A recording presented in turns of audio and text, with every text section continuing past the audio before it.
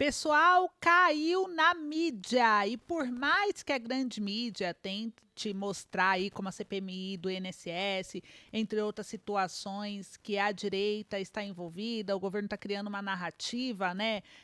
Muitas coisas o governo Lula não está conseguindo esconder, gente, porque ainda tem muita coisa aí indo para o lado do Lula, mostrando o envolvimento, inclusive, do governo em coisas bem absurdas. E eu vou mostrar aqui agora para vocês.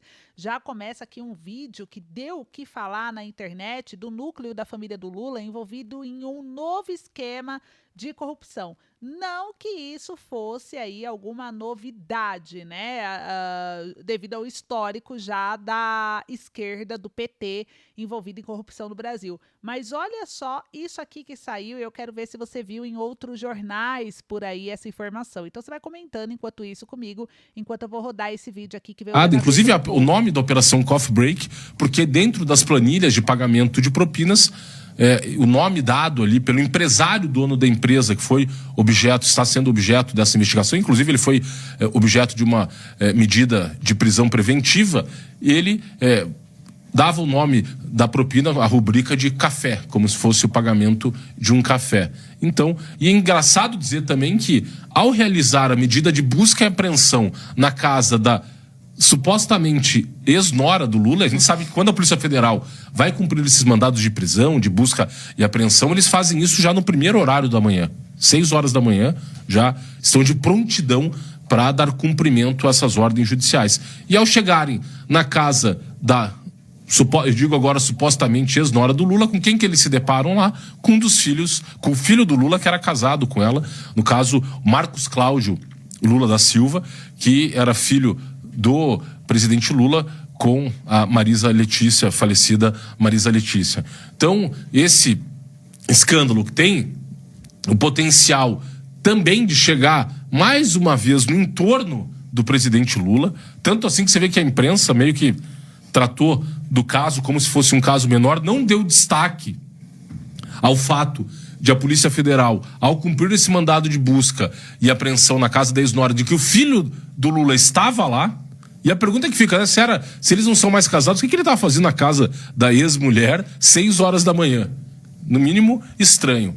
Então, você vê então que, para além do Frei Chico, que está enredado na questão do dinheiro, do roubo do dinheiro dos aposentados e pensionistas, vice-presidente do Sindinap, agora também todos esses personagens que cercaram Lula historicamente, ao longo de décadas, e a família Bittar, que, repito, Calil Bittar foi objeto dessa Operação Coffee Break, ex-sócio do Lulinha, o famoso Ronaldinho dos negócios.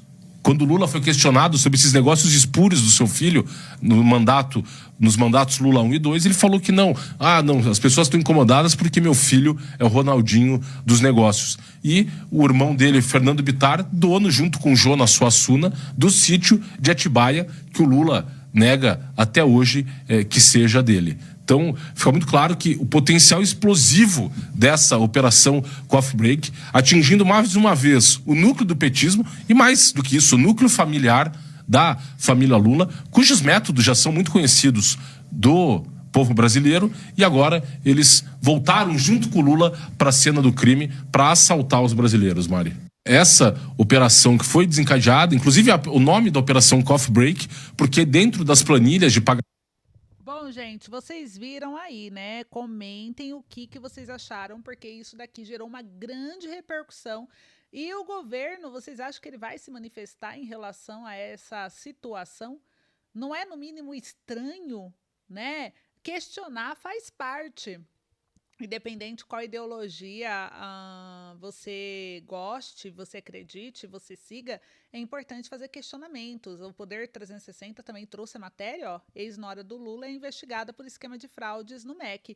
E aqui é interessante que a Carla Ariane, né, Trindade, ela foi casada com Marcos Cláudio Lula da Silva, que é filho do presidente, com a ex-primeira-dama Marisa Letícia, e o jornal Poder 360 buscou contato com a defesa da ex-nora do Lula, mas não localizou telefone ou e-mail válido para informar sobre o conteúdo da reportagem. Então, não não conseguiu falar com ela, ninguém se posicionou, tá todo mundo quietinho, a grande mídia não tá falando nada e ela tá envolvida em um dos maiores esquemas de corrupções. E olha só aqui a foto da polícia, né, federal, que trouxe aqui, né, a respeito do dinheiro apreendido que estava com o Mariano durante a operação. Olha quanta grana. E, gente, isso aqui é absurdo, mas a gente vê aí novamente o escândalo. E, além disso, uma outra situação que foi exposto aqui o Lula também é sobre o Epstein, que afirmou um e-mail que conversou com o Lula por telefone em 2018, na troca de mensagens onde ele revela que o empresário elogiou o ex-presidente Jair Bolsonaro. Então, o empresário americano Jeffrey Epstein, criminoso sexual condenado, tá? Ele afirmou em um e-mail de 2018 que conversou sim com o presidente Luiz Inácio Lula da Silva por telefone, enquanto ele estava preso em Curitiba. Segundo o empresário, linguista e ativista norte-americano Noam, fez a ligação entre os dois e no mesmo e-mail ele elogiou o ex-presidente Jair Bolsonaro, chamando de cara. Na época o Bolsonaro disputava a Previdência e não se sabe, né, com quem foi a troca de mensagens, pois o nome foi ocultado no arquivo.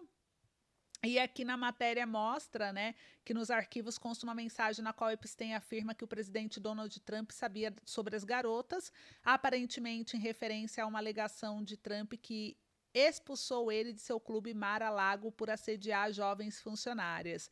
E questionado pela CNN Brasil, o Palácio do Planalto afirmou que Lula não conversou com Epstein, a ligação telefônica citada nunca aconteceu. E a CNN Brasil ainda espera o retorno da defesa do ex-presidente Jair Bolsonaro, né? E nos e-mails citados aqui, ó, mostra tudo a conversa e essa citação. E isso acabou pegando mal também aí para o governo do Lula, esse caso exposto. E, além disso, uma outra situação que ganhou também a imprensa foi a respeito do caso do Tagliaferro, que mostra a perversão jurídica do STF. O Estadão fez uma crítica duríssima em relação ao ministro da Previdência, o ministro do STF, o Alexandre de Moraes, que mais uma vez virou centro, né, de debate. O jornal Estado de São Paulo publicou um editorial na sexta-feira, dia 14 de novembro, com críticas à atuação do Supremo Tribunal Federal. A reação da barbárie do 8 de janeiro degenerou num regime de tutela permanente. O estado de exceção virou expediente administrativo e o poder de julgar instrumento. Mostra aqui, né, que esse estado de exceção virou expediente administrativo, o poder de julgar instrumento para intimidar e a toga um salvo-conduto ao arbítrio. Olha a crítica, isso foi o que escreveu o Diário Paulistano no texto Um Processo Absurdo. A crítica do Estadão se dá sobre o julgamento da quinta-feira, dia 13 de novembro, na primeira turma do STF, que decidiu tornar réu Eduardo Tagliaferro, ex-assessor do ministro Alexandre de Moraes. Ocorre que esse ex-assessor do Moraes, ele decidiu revelar, como diz o Estadão, uma estrutura paralela dentro do Tribunal Superior Eleitoral usada para monitorar críticos e produzir relatórios sobre medida que justificavam censuras e bloqueios de pessoas nas redes sociais, comandada pelo Alexandre de Moraes, que era o presidente do TSE na época. Então, esse ex-assessor do Moraes denunciou o Moraes. Ele foi lá, né, quando o denunciante expôs o suposto desvio, foi acusado de violar sigilo funcional e passou a ser julgado pelo próprio Alexandre de Moraes, que é vítima no processo e juiz, de novo, assim como aconteceu no caso do Bolsonaro. E aí o jornal trouxe essa crítica que no Brasil de hoje, quem denuncia o abuso vira réu.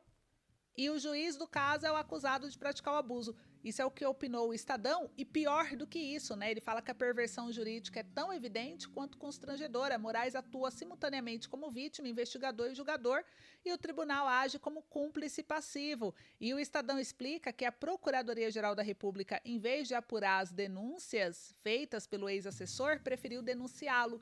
O processo tramita em fórum indevido. A decisão que tornou o Tagliaferro, ex-assessor do Moraes, réu, por, entre outras acusações, abolição violenta de Estado Democrático de Direito, foi tomado pelo plenário virtual, sem sustentação oral, presencial, contraditória efetiva, ou seja, está cheio de erro no processo. Mensagens entre Tagliaferro e seu advogado chegaram a ser tornadas públicas, violando o sigilo profissional. Em nenhum Estado de Direito isso é justiça, é abuso de autoridade. Então, para o jornal paulistano, o Supremo já não age como intérprete da Constituição, mas sim como seu substituto, convencido de que encarna o bem e pode combater o mal à base de canetada judicial. Então, a denúncia foi grande aqui, foi pesada, e eu quero saber o que vocês estão achando de tudo isso. Vocês concordam com as críticas, não concordam? Deixa aí sua opinião. Então, esse foi o vídeo de hoje.